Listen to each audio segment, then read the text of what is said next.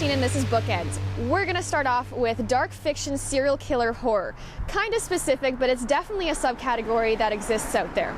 Now I'm going to chat with author Tony Burgess, who definitely knows a thing or two about horror. Director Bruce McDonald's film Pontypool is based on one of Tony's books. But the book that we're going to look at today is called People Live Still in Cashtown Corners. It's about a gas station attendant who's the only resident in this tiny little town that does exist right here in Ontario. And right at the beginning of the book, he starts killing people. They make him nervous, doesn't know how to interact with them. He actually doesn't even know how to respond to just regular, everyday situations. Now, I'm also going to talk with the manager of Baka Phoenix Books here in Toronto about the genre and to get other suggestions within the genre.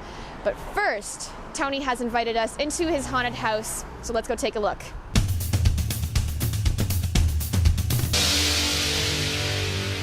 Here's the most interesting part that I found is that you wrote from the perspective of the killer as opposed to the victim. You know, I find that a lot of horror books that I've read or horror movies that I've seen, it's from the perspective of the victim, and you never know when the killer is going to come out. But this is the opposite. Why did you decide to write it? Well, there was a bunch of reasons why, but one of the things that I discovered in doing it was that the killer, because it was an exploration for me into the sort of mind of this person that I understood quickly. But I found that he was in his own sort of self, as if he was a victim waiting for himself around the corner, that he was pouncing ahead of himself. And he was, in fact, sort of trying to escape himself at different times, even though he was the monster. But he was constantly trying to figure out how the monster could stop working or stop being there.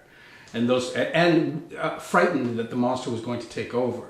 The monster was a step ahead of him, and so the boo was internal to him. You know what I mean? Mm-hmm. The chase and the siege and the tension and the scare and the oh god no was internal to him. How do you get inside the mind of a killer? You gotta kill some people. You gotta kill. How do you get inside the mind of a killer? I don't really know that, I don't know. How did you do it? I mean, what kind of research do you do to figure out how a killer's mind works? What I did was, I mean, I didn't do any research because I don't really trust the research on these kinds of things or trust accounts or even really all the literature on it. I don't really trust it, and I think it's full of agendas and full of biases and full of bizarre judgments and full of, hackneyed ideas about how minds work and all that kind of stuff. So I wanted to start somewhere else. So I started with the sham wow guy. The sham wow guy? The sham wow guy. So this is how I started. I thought I need a voice that talks really fast, that is speculating all the time, and is almost tripping over himself, and is a little bit menacing. And so I watched the sham wow guy with his, eeny bikini, bagana, gana, now I understand, I'm going to cry your life for it. And I thought, use that guy as a narrative voice.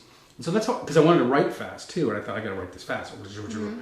And so I used his voice. It doesn't show up very much in there now, but when I first started writing it, it was very clear that that's who it was. It was sort of like just the idea of a speculating voice that would go, it's 7 o'clock in the morning. If you don't like 7 o'clock, you can wait around. It's going to be 8 o'clock soon. I hope this guy's going to be nice. If this guy's not nice, here comes a blue chicken. That blue chicken, doing this kind of like narrative clap, but also speculating and changing and rhyming and doing sort of maniacal things. The other thing I do is I just take things that are native to my own and magnify it. Native to your own mind. I'm wondering, one of the questions that I really wanted to ask you is, have you ever had sort of disturbing thoughts yourself? Not that I'm saying, okay, you're about to become a serial killer, but like really, Yes, of course. Do you think that a lot of people do and they just don't admit to it? Yeah. Yes. It's not as foreign or as far away as you pretend. Right. And in most people's lives, they derive pleasure from those thoughts or serenity from those thoughts, and don't tell anyone. So what kind of disturbing thoughts have you had? Oh, for God's sake! Do you want to answer it? Well, okay. What? Really? Well, it's there. It's in the book. There you go. No, people describe this to me because I think they feel comfortable talking with me about this. But I find, in fact, I do this. I go through series of like months where I'll fixate on the same sort of horrifying event. Mm-hmm. And it'll just happen in various versions in my head just before sleep. And it'll calm you down. Calm me down. I'll just slip into the ocean out of it. Now, the main character, the killer in this book, people make him nervous, I find. Mm-hmm. Do people ever make you nervous? Not anymore. You make me a little bit nervous. But no. No, but they used to? I think when I was a teenager, when I was a young adult, I think, yeah. Where did you get that from? When you're writing about this character, you know, that he's so nervous around people. Well, you know what, I'll tell you quite honestly, it does come from a period of time when I was late teens or early 20s. And it dawned on me, and this was a very naive or almost childish thing, that people aren't comfortable being alive, and I could, and it shocked me.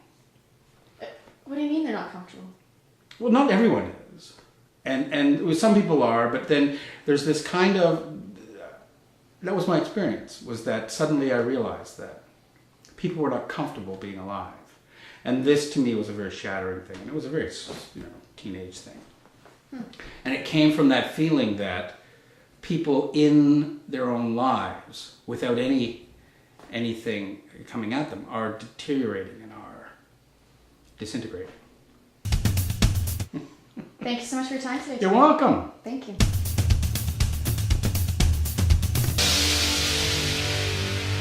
So I'm here with Chris Zago, manager of Back of Phoenix Books, to talk a little bit about the genre. What I found most interesting about Tony's book is that it's written from the perspective of the killer, as opposed to, say, the victims, which a lot of horror movies are, a lot of horror books are.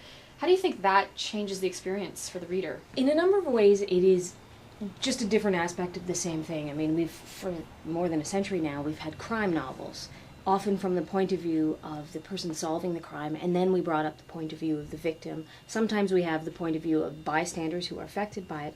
So it's in some ways a natural progression that we would come to the view of the killer. Also, I think it might in some ways be a sign of the times. People want to understand a little bit more about what makes people do things that are horrific.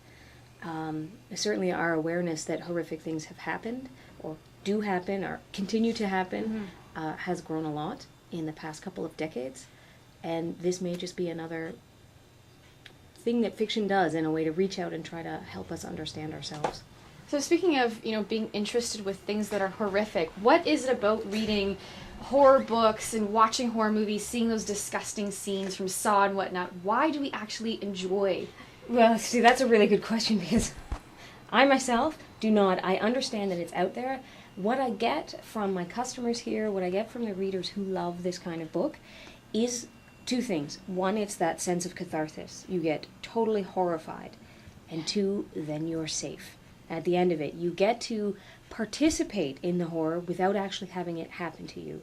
It's just a movie, it's just a book, it's just a story, and it's safe. So we've got Tony's book here, and you've got some other suggestions within the serial killer subcategory. Yes, exactly. What is this one here? Sandman Slim is not exactly a serial killer. It's about a man, a hitman and assassin who has spent the last number of years in hell as a hitman and assassin and as a fighter, and now he's back, and he is so angry at the people. It's a really dark, violent book. Okay, now here, I definitely know the show Dexter. Jeff Lindsay is the author. I actually didn't know that this was based on a book. Yes, based on a book. There's 5 novels. The most recent has just come out. Darkly Dreaming Dexter is a good one to start with. So for those who don't know the show, what is it about? Yeah, for those who don't know the show, it is about a man who is a serial killer, and he knows this, and he is a sociopath. And because of his childhood experiences, he was adopted by a family, and his father, who was a cop, his adoptive father, recognized in his son that this was a serial killer. So he trained him to be a serial killer of killers. So it is about a man... He kills specific people. Yes, he kills specific people. He only kills villains. So now we've got this third one here. I am not a serial killer. Yes, also, again, first person. And this is a story about a teenager who is also a sociopath, who sees that this is in his future and doesn't want to be this person. Because he knows that the feeling isn't there, the emotion isn't there, but intellectually he knows that that is not a good thing to be. And it is about his development, and at the same time, in his town, he is watching an otherwise much more moral and virtuous man kill a whole bunch of people for reasons which become apparent in the book. And he's watching it happen, and he's watching this man destroy himself as he himself is balanced on the precipice of whether to become or not become a serial killer, and he doesn't want to be. Well, there you have it, some more books to add to your reading list, and that's it for Bookends this time. See you next time.